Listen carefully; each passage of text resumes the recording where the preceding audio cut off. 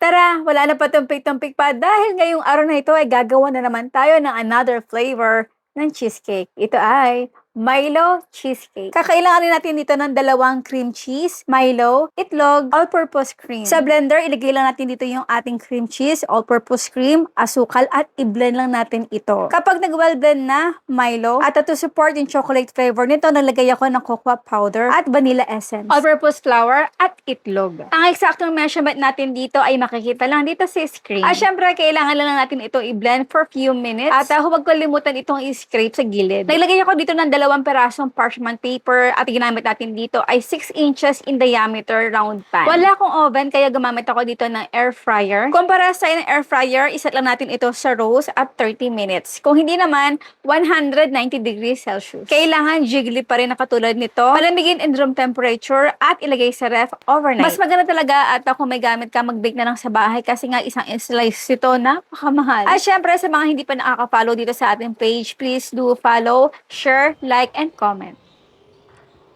Ay.